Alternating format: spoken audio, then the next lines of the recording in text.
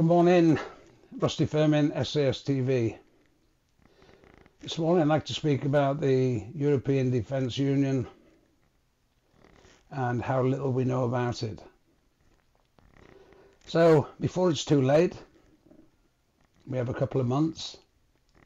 What part are we playing in the European Defence Union? Lots of ministers, nobody will speak about it really, or go into detail about it. We'll come on to that later. So why? Why is there silence on it? That's what people are asking. I'd like to know. I'm British, 27 years in the military. I'm a veteran. Lots of other veterans around. So why the silence about it all? The mystique. Right now, the 30th of August to the 5th of September, there's an exercise going on over in Bosnia. About 100 paras from the UK involved in it. Seen some of them with the type of EU flashes on their arms, and they call it an integration exercise. Why? Because at this moment in time, the MPs are just coming back, ministers are coming back from their holidays, breaks and whatever else they've been doing, and this exercise has taken place.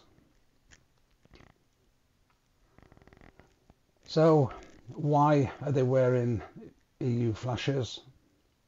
They're not hidden, by the way, but whilst everything is going on, people were saying, including the lads I've spoken to, but why? We're part of NATO, aren't we? European Defence Union. Can you play for the pair of them? I don't think you can. You can't have two masters. And NATO seems to be going quite well. We'll speak about it in a minute. When asked about it on video, the Austrian commander on this particular exercise said, we requested British forces. So what is it? Dallas Squaddy. Okay, we requested British forces. That's been seen on the video. Silence. Who authorized it? Is it just coincidence that it was held over when the MPs were coming back from whatever they've been doing? The exercise is due to finish in a few days. These exercises are not put on overnight. This one, in my opinion, would probably take 18 months to 2 years to sort it out in advance. You don't just pick up a squaddy and move him over there. Okay? These are thought out. These are thought out by the so-called hierarchy, the head shed of what's going on. But they won't tell anybody about it. We've been part of NATO since 1945, after the war. Okay, why, with the American backing of the huge nuke deterrent, the arsenal they have, why would we want to leave NATO to go to EU? And you can't, I wouldn't have thought, be part of both. Might be wrong, but I wouldn't have thought you could be. Not effectively. And it goes further into that. The arsenal that they have, that's the Americans that back us. We need to keep that. Because that is our insurance against any wrongdoing from the bad guys. I think we know who they are. Bear springs to mind, never mind. So that side of it, it's quite worrying. And there are some articles coming out over the next week of why the hush, why the silence, why not tell the British public, let them know what's going on. But really, very, very little has come out. And what will happen? I don't know. The EU then would be under control. Sorry, we leave the EU and it would be under control of Germany. Let's hear the veterans have a say in that. And of course, the person in charge of that would be Ursula von der Leyen. And okay, somebody has to be in charge. But would we really want our troops? Would I like to be under command of the Germans? No, not really. But why should we? She wants a single defence contractor. Now, that ain't going to be BAE, is it? A single defence contractor. What about the UK? If it's under German control, you can bet your life it isn't going to be one of ours that is a single defence contractor. But what about our defence industries? If we go into the EDU, how will they suffer? They'll suffer greatly because they'll have no input and they'll have nothing. They can't be supplying anything because they'll have a single defence contractor. So it goes further down the line than just being part of the EDU. It is actually a trickle fed where Germany's in charge. They don't owe us any favours, we know that. And how would that work? How would it work for people back here at home? Our military under command of the European Defence Union. There's nothing wrong with NATO. We've been there a while now. So our military would be left in limbo basically. And of course the defence industries, they won't be allowed to bid for anything because it'll be a single contractor. That's the bit that quite a few people don't actually get, that it's a single defence contractor. So enter Boris, the Prime Minister. Let's ask, why the silence on the issue? No clear answers about anything. The government won't let the cat out of the bag of what's going on. There are people, people like me and lots of other type of people like me would like to know what is going on. If we have to steal it, we'll steal it, but we'll find out. Can the Prime Minister, can he guarantee that when we leave the EU, we leave the EDU, the European Defence Union as well?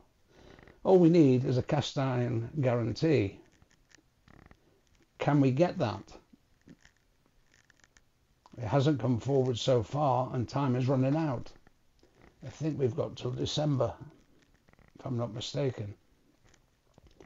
So just think about that. And then even after we leave, we can still have joint military cooperation with the EU and look at future development and exercises, but we'll still be part of NATO. And of course NATO is already tried and tested, and it works for us, and it works for a lot of the other countries. And I always say, why commit to the EU?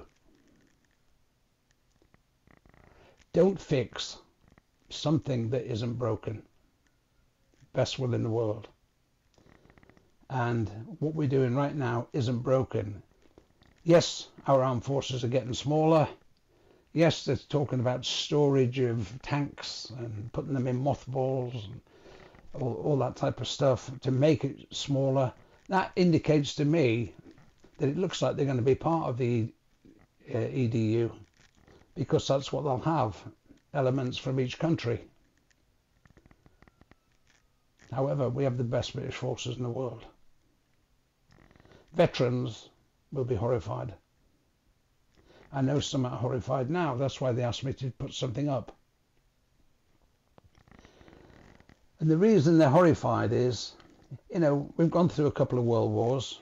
Oh, and we beat them in the 1966 Cup final, World Cup final. Why would we want to be under command of Germany? I don't understand it. There's obviously some reasons. Bring them out, put them on the table, tell people.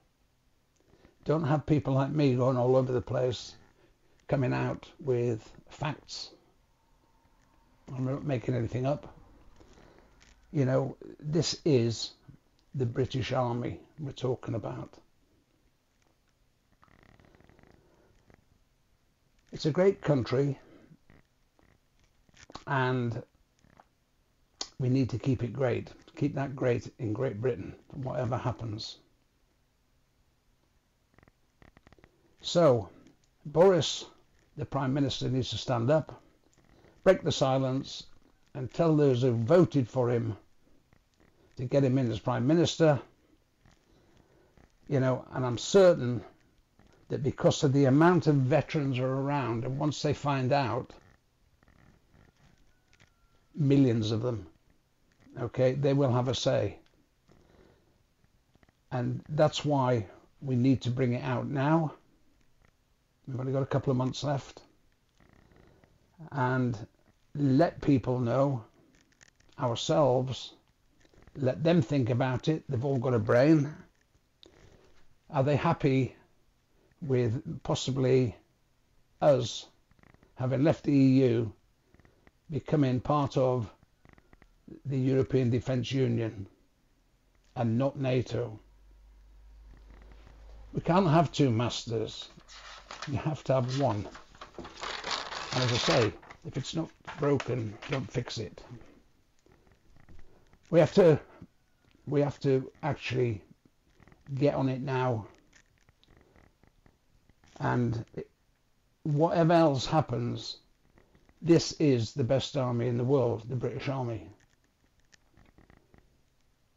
I would think that the guys still serving, those who are about to go and serve, take a good look. Because I've seen and spoke to some lads that have been serving lately. They've all got hunches. They'll all know something. Of course they will. But it's actually getting it together and bringing it out. I would hate to see Britain and British Armed Forces under Ursula von der Leyen. As nice as a lady she might be,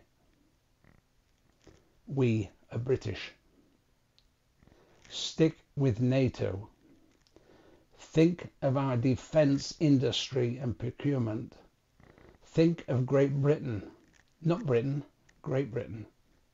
Think of our nation's future. Boris Johnson, as Prime Minister, should break the silence, and he should inform all of us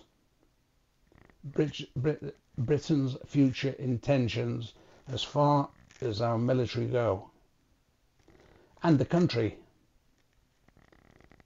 But we could get into a sad state of affairs. I don't know how the morale will be ever affected with the lads. But from me, this is just a reminder of what's going on. I'd love to see the comments.